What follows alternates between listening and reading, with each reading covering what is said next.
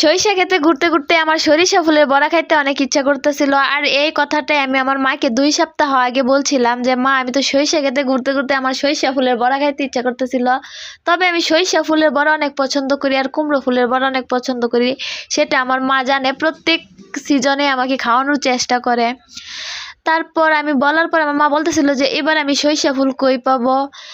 তারপরে আমি বলতেছি থাক, সরিষা ফুল নাই, বড়া খাইতে তো আর পারবো না। তবে সরিষা ফুলের পিঠা বানাইলে অনেক ভালো লাগে, বড়াটা তো আর কথাই না। তারপর আজকে হঠাৎ করে মা বাজারে গেছিল, বাজারে যাওয়ার পরে সরিষা শাক শুদ্ধা সরিষা ফুল পাইছে, কিন্তু আমরা কেউ শাকগুলা খাই না। মূলত ফুলগুলার জন্যই মনে হয় আমার মা শাকগুলা আনছে। আইনা মানে অল্প কয়েকটা ফুল ছিল।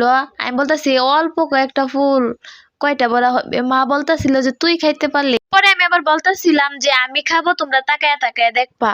মা বলতেছে যে তুই খায়া যদি থাকে তাহলে আমরা খাবো, না হলে আমরা খাবো না।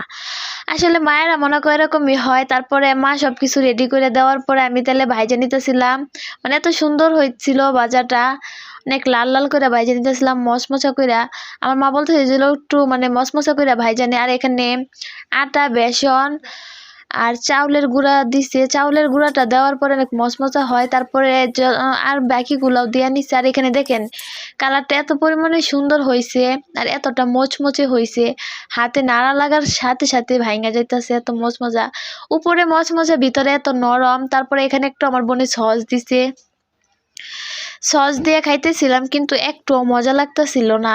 কথায় আছে না যে যেইটার পারফিউম যেটা মানে গ্রান যেটা, সেটা দিয়ে অনেক মজা লাগে। কিরকম একটা বিশ্রী লাগতেছিল, মানে সরিষা ফুলের গ্রানটাই চলে গেছিল সসটা দেওয়ার পরে।